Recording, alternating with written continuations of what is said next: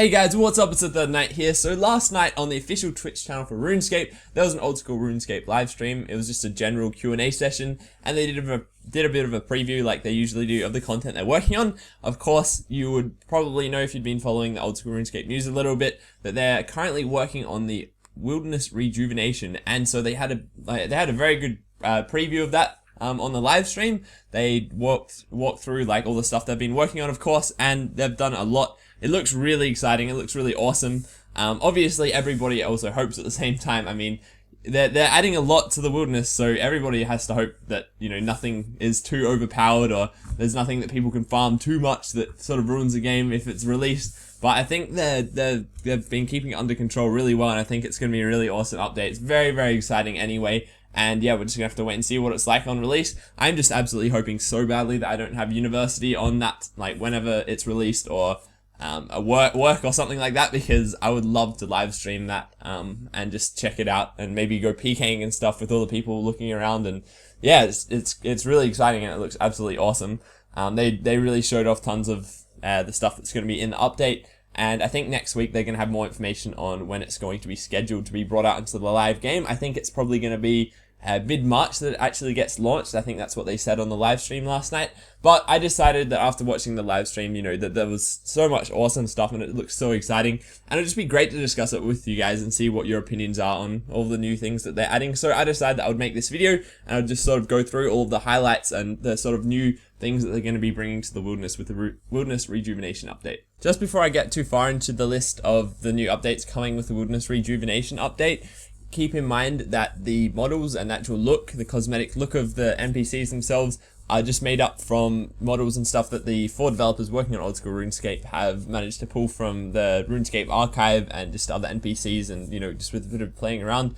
They're actually looking for a digital artist at the moment to actually make them some new models and stuff, but if you're just wondering where they came from, that's where they actually came from. So one of the first new monsters coming out with the Wilderness Rejuvenation update is the Elder Chaos Druids. They are level 129, and they have high attack, high hit points, and low defense. So they're sort of a bit like rock crabs, minus the fact that rock crabs, I guess, don't really have a high attack. And these are also located directly next to the Chaos Altar in level 12 Wilderness, so you could actually use a Chaos Altar to keep your prayer up, and it could be potentially a very good spot to train. They also drop lots of herbs apparently, so not only may it be a good place to train just for XP, but you might also be able to make a bit of money with those herbs. But the exception to this is, of course, it's level 12 Wilderness, it is in multi-combat, so there are definitely high risks of getting PK'd.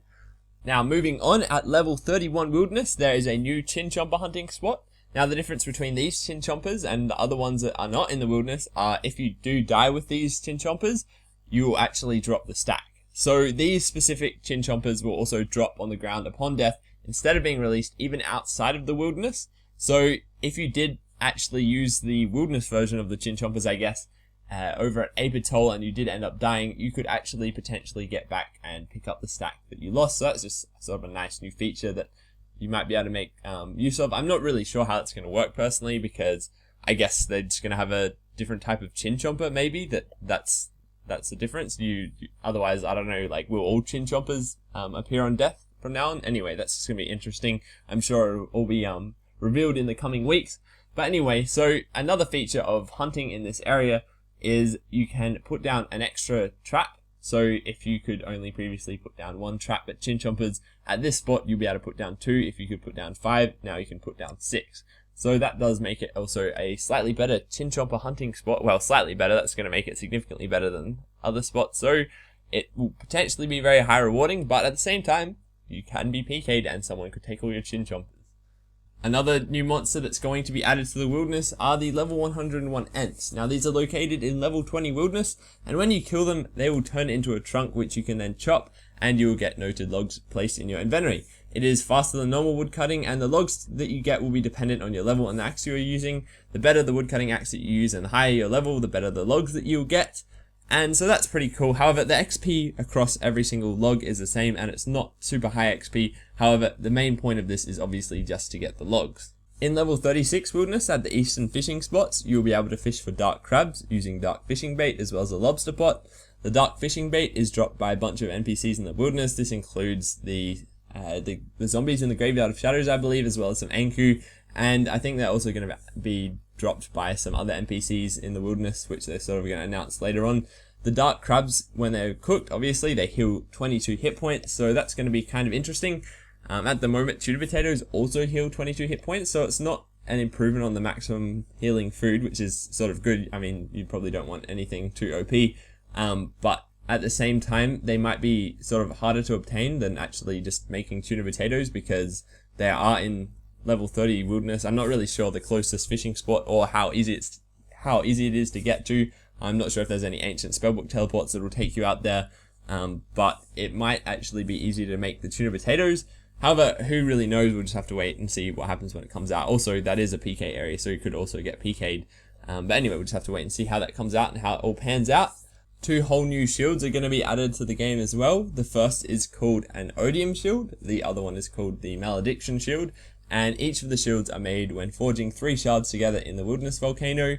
The shards going to be dropped by the demi bosses that are being added to the wilderness. I'm not sure if they're going to be dropped by the main bosses as well, but we'll just have to wait and see what happens with that. However, currently the demi bosses aren't actually they haven't actually been developed, so they weren't shown in the live stream. Instead, they just showed the shards and where to forge them. The shards themselves are going to be tradable, and so basically, also the Odium shield is a ranged shield and the Malediction shield is a magic shield, and both have respective magic and range attack bonuses as well as defense. Moving on to the Rogue's Castle in level 53 Wilderness, there will be some new thieving chests added, which when you loot will provide some very good rewards. However, they are guarded by level 135 rogues in multi-combat, meaning that not only are you already in level 53 Wilderness at risk of getting PK'd in multi, but you'll also be at risk of getting killed by the rogues themselves, which will attack you in multi-combat, so they'll all come up and pile you, and they have been described as having a very, very strong attack. However, the chests themselves will provide some very good rewards. Apparently, even though in the live stream he got mind runes and pike, obviously maybe a bit of a balancing issue there, or maybe it was just unlucky, but who knows, we'll just have to wait and see what happens. The chests themselves actually give quite low thieving XP, but it is for the rewards that you would actually visit the chests to actually try and thieve them. Another NPC that will be added is the Mammoth. Now, these are level 80, and like the Chaos Druids, have powerful attacks with high HP and low defense, kind of like the rock crabs as I described earlier, but I have a better version, I guess. And come on, they're mammoths. They're adding mammoths to the game. That's freaking awesome. And apparently they also drop a lot of seeds, so that's kind of cool. Lava dragons are the next monster being added. They are level 252 and they look pretty sweet. They do drop visage, and these will replace the red dragons on Red Dragon Isle. They also drop lava dragon bones apparently, which I would imagine would be a bit like frost dragon bones, only probably even more expensive, considering that the lava dragons themselves look like they have really high defense and they're going to be a bit of a hard one to kill, not to mention the fact that you're going to be in around level 30 wilderness, or I guess a bit deeper, wherever Red Dragon Isle is, and so you've obviously got chance of being PK'd, and it's also going to be a bit hard to get to, but that looks pretty awesome as well.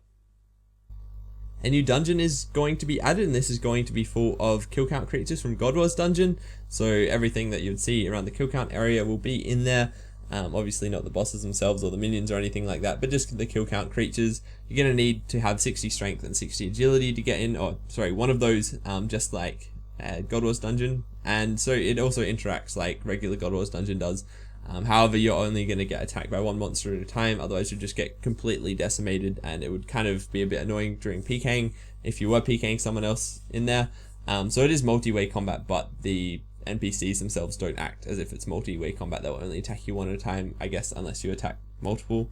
Now the real threat here, obviously, is just getting PK'd, as the dungeon itself is in the wilderness, and it is multi-combat like most of the other areas. It's going to be a very interesting concept. It's going to be very interesting to see whether you can bring a cannon to any of the areas. Maybe not even this one specifically, just some of the other areas. I've certainly hoped that the developers have considered that. But anyway, that's going to be another interesting to find out. You can bring different God armors, like you would to normal God Wars dungeon, to stop certain monsters attacking you whilst in this dungeon, and you can kill monsters in the dungeon. And they will have a chance of dropping a key called the ecumenical key, I think it is. Now, forgive me for the pronunciation. It definitely wouldn't be a real RuneScape update if you couldn't pronounce one of the names. This key will allow you to enter the boss room of a boss in God Wars dungeon without needing to get kill count. However, there is going to be a limit to the number of keys that you can obtain, so obviously kill count won't become redundant. So I think, and I also think that the one key is just going to provide access to any of the God Wars dungeon boss rooms. I'm not sure if it's going to have, if it's going to matter if you, say, for example, kill an Armadale creature within this new dungeon and then it drops a key, and that key will only be able to use, only be able to open the Armadale boss room. And yeah, so I don't think that's going to happen. I think it's just going to allow you to enter all the God Wars dungeon boss rooms. Anyway, it's going to be really interesting to see how that plays out. It's going to be interesting to see how many keys that you can hold. That's definitely a very useful thing, because not only would it be awesome just to not have to get kill count, depending on obviously the drop rates of the key themselves, but it may also be just awesome to have like a few in the bank in case you die at God Wars dungeon and you might be able to run back and get your stuff. But I don't actually currently know the current times on how long it takes for your items to disappear on death, but I'm sure you'll probably be able to get back in time. The next update to the wilderness is the Fountain of Rune. The stream chat obviously went crazy for a certain cosmetic reason to do with the Fountain of Rune, which I'm going to leave completely up to your imagination. But while standing at the Fountain of Rune, or next to the Fountain of Rune, every spell is free, and so the Fountain of Rune acts as every type of rune. So Ankou is going to be free, Ice Barrage is free, every spell is going to be free. So that's also going to be another interesting thing added to the wilderness. Another interesting update, which is sort of a bit smaller compared to all the other updates, but you know, might be just as helpful for anybody who is part of a free-to-play wilderness clan, is an area in level 46 wilderness. Now it's going to be a slow recharge area, so basically when you stand in the area, your hit points and prayer will slowly regenerate. Another update that's going to come about with the wilderness rejuvenation is your kill death ratio. This is going to appear on your screen, and it can be toggled on and off at Edgeville Bank. There's a board there which you can go into settings and you can change it. And I think that there's also going to be on that same board, you're also going to be able to see some of the KDs of players around you standing next to that board. The Edgeville lever has also been added. This is just a lever south of the Edgeville Bank. This will teleport you to the same spot as the lever that is in Ardoin. This teleports you to level 51 wilderness, and it's going to be helpful for anybody getting to Mage Bank or just wanting to get closer to the deeper wilderness areas. One of the new bosses being added to the wilderness as part of the wilderness update is the NPC Callisto. This is one of the main bosses. There are going to be a total of 3 main bosses and a total of 3 demi bosses. Now, this is the only boss currently that is sort of on the way to being finished developed. They are still currently working on the other 2 main bosses and other 3 demi bosses. So as you can see, it's got powerful hits. The mod previewing the update actually dies to it and then tries to go back and pick up his stuff and almost dies again. If you don't see that full clip, you can go check out on the stream. It was kind of funny. He had a rotten potato and everything, which he could use to heal up to full hit points and do other special mod abilities. And he still died. So it was actually, you know, that thing looks pretty damn powerful. He also mentioned that he might sort of go back and sort of change some of its stats up a bit, because he was in okay gear and he got absolutely wrecked, not to mention his special mod powers. It also apparently has the ability to combo up to 90, which is going to be absolutely hectic. That's a crazy high amount of combos, and it also has high hit points, so that's definitely going to be a challenge. It also has an ability to push people backwards, and it doesn't just push one person, it just pushes everybody that are facing it. So that's going to be really funny to see as well. Definitely an exciting new boss, and it's going to be sort of interesting to see how the loot pans out for that. I guess it's just going to be like God Wars and stuff, you know, loot isn't split or anything. So you might get like a huge bunch of people attacking that, and then one person gets a loot, and then everybody just piles that person or something like that. It's going to be funny to see how these mechanics play out. The final thing that was shown in the live stream, or at least the preview of the new content coming out, was the Dragon Pickaxe. Now, I'm not sure if that has anything to do with the wilderness rejuvenation, but hey, it definitely looks kind of cool, and you know, whenever it comes out, it's going to have a special attack which boosts your mining level by 2 or 3 levels, so that's kind of cool as well. So that is all of what is currently being worked on with the wilderness rejuvenation. That is definitely a lot, and it's very, very exciting. It's looking at being released at around mid-March. Keep in mind that it's still a work in progress, So some of the NPCs are likely to be moved around a bit and, you know, changed slightly and buffed with different things, and, you know, drop tables changed and all that sort of thing. Personally, I'm really excited. I think it's certainly going to breathe new life into the wilderness and really make it a spot for skillers and PKs alike, and it's just, yeah, it's going to be great fun. I just really hope that everything is balanced well and that not many other areas of the game suffer as a result of the update. It's definitely very, very easy to just straight away judge, you know, the updates and say, hey, this was a crappy update because, you know, this crashed and this did this. But it's always going to be very difficult to make sure that, you know, they get everything right, and everything's balanced out properly.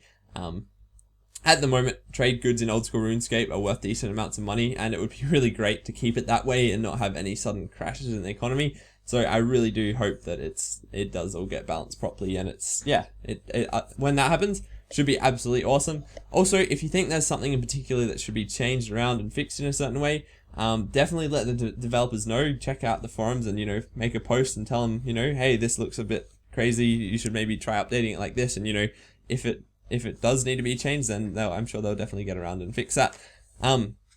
But yeah, just keep in mind that still that, you know, this was just a preview, and there's definitely going to be more changes before it's actually released. So yeah, basically that's most of the highlights from the stream. That's what we've got to look forward to in mid-March. I'm very, very excited about it. I hope you guys are. Anyway, thanks very much for watching, guys. I hope you enjoyed this video, and I will see you next time.